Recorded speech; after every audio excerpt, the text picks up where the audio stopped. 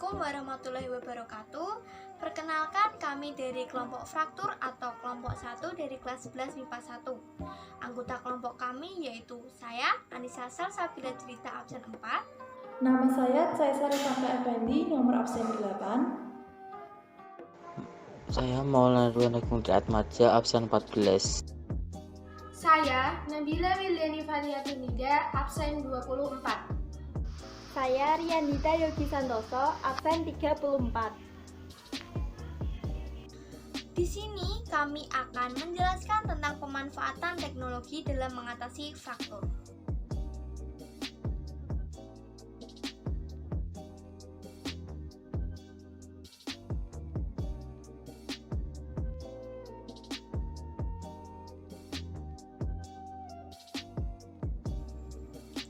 Definisi fraktur. Apa sih pengertian fraktur itu? Pengertian fraktur atau fraktura atau patah tulang adalah kondisi ketika tulang menjadi patah, retak, ataupun pecah sehingga mengubah bentuk tulang. Kondisi ini dapat terjadi karena adanya tekanan kuat pada tulang ataupun kondisi tulang yang melemah, seperti osteoporosis. Tulang yang retak atau patah dapat terjadi di area tubuh manapun. Namun, kasus ini lebih sering terjadi di beberapa bagian tubuh, seperti patah tulang selangka atau bahu, patah tulang tangan termasuk pergelangan tangan dan lengan, patah kaki termasuk tungkai dan engkel, patah tulang belakang, serta fraktur pinggul. Tulang di bagian lengan adalah salah satu tulang yang paling rawan patah. Ini dibuktikan oleh beberapa penelitian yang dilakukan para ahli. Pada kebanyakan kasus patah tulang yang dialami oleh orang dewasa, kebanyakan mengalami patah tulang pada bagian lengan. Padahal, tulang lengan manusia terdiri atas dua bagian, yaitu radius dan ulna. Dari jalinan dua tulang ini, ulna adalah bagian yang lebih rawan. Alasannya karena ulna ada di bagian yang lebih luar dibandingkan dengan radius. Ulna juga lebih rentan terdampak jika terjadi sesuatu pada bagian lengan, misalnya tertimpa beban berat atau jatuh. Namun, dalam beberapa kasus patah tulang, bukan tidak mungkin radius dan ulna patah sekaligus.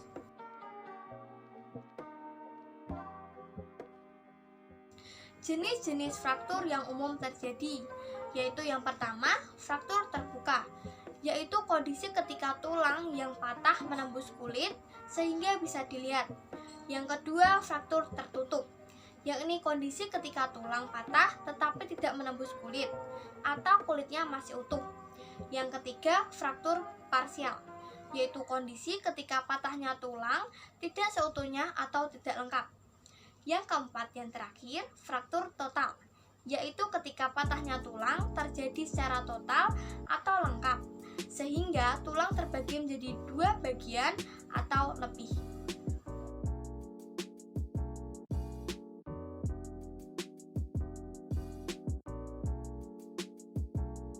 Pada topik materi kedua, saya akan membahas mengenai gejala dari fraktur atau patah tulang yang ditimbulkan antara lain. Yang pertama, adanya rasa nyeri atau sakit yang umumnya parah di area tulang yang mengalami fraktura. Lalu ada pembengkakan di area tulang yang mengalami fraktura. Yang ketiga, ada deformitas atau perubahan bentuk yang terlihat jelas di area tubuh yang mengalami fraktura. Lalu ada kemerahan, memar, dan terasa hangat di kulit sekitar area tubuh yang mengalami fraktura. Dan yang terakhir atau yang kelima, sulit menggerakkan bagian tubuh di area patahnya tulang.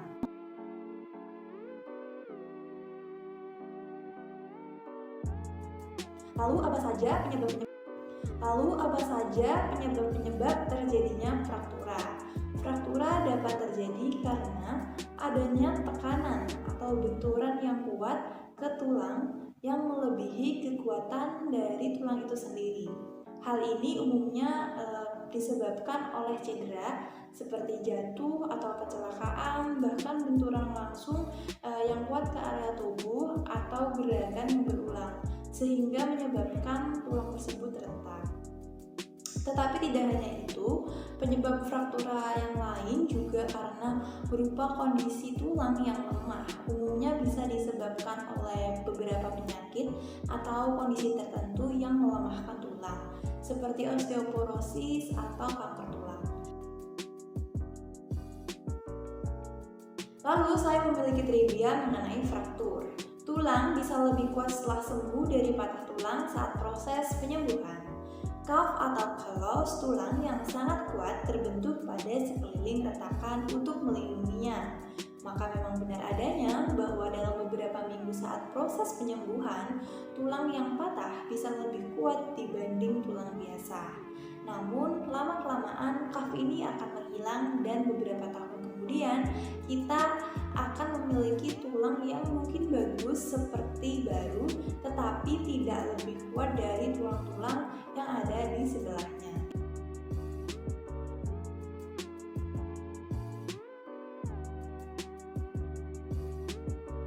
Sinar X. Tes ini menghasilkan gambar jaringan internal, tulang, dan organ sehingga bisa terlihat bila ada perubahan seperti retak atau patah pada tulang Anda. MRI. Tes ini menggunakan magnet, frekuensi radio, dan komputer untuk menghasilkan gambar struktur tubuh yang lebih detail. Umumnya MRI digunakan untuk jenis fraktur yang lebih kecil atau disebut fraktur stres.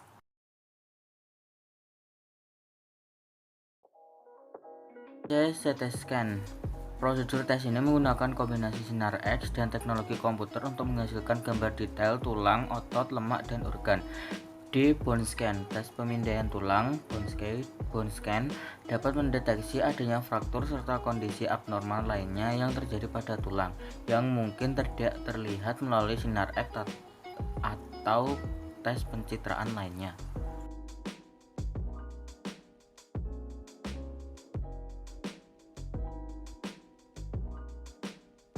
Teknologi untuk pengobatan. Pembidaian. Proses meletakkan papan kayu atau benda keras yang lain pada bagian sebelah kanan dan kiri yang patah. Selanjutnya dilakukan pembalutan dengan perban. Pemasangan gips. Dilakukan dengan cara pembalutan di daerah patah berbahan gips atau kapur.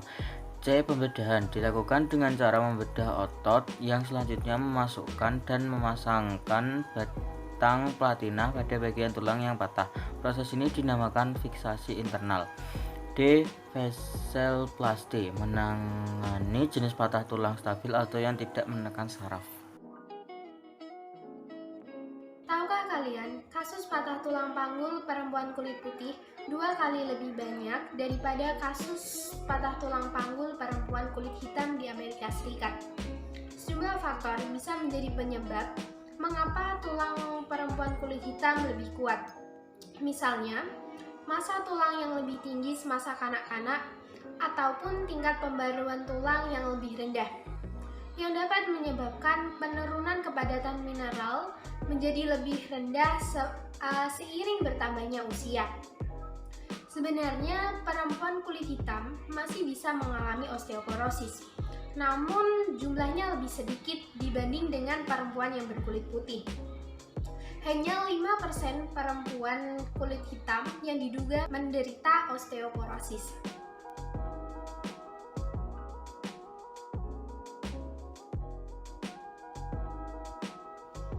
Teknologi selanjutnya adalah kompresi. Kompresi adalah dengan menciptakan ruangan di dalam ruas tulang belakang, lalu memasukkan bahan pengisi tulang atau bone filler material sehingga ruas tulang belakang yang mengalami patah tulang atau cedera atau fraktur bisa kembali seperti semula atau sebelumnya. Selanjutnya ada biokeramik hidroksiapatit. Biokeramik hidroksiapatit berasal dari bahan koral atau gamping. Material biokeramik hidroksiapatit baik yang berbahan dasar komersial ataupun bahan mineral alam yang telah memenuhi standar medis. Urayanya berbentuk bisa serbuk ataupun bahan berpori ataupun padatan ataupun juga komposit.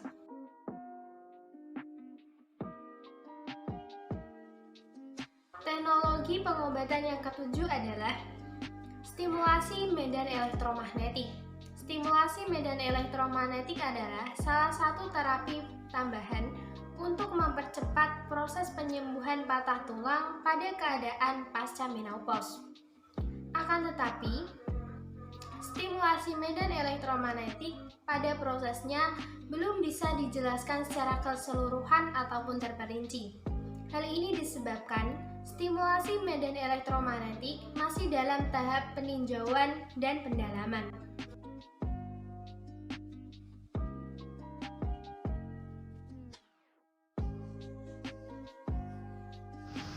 Limb salvage, yaitu tulang yang terkena tumor ganas disambung dengan bekas kaki orang yang baru saja meninggal dunia, atau tulang yang terkena tumor pada stadium dini, dimatikan dulu dengan radiasi, kemudian dipasang lagi.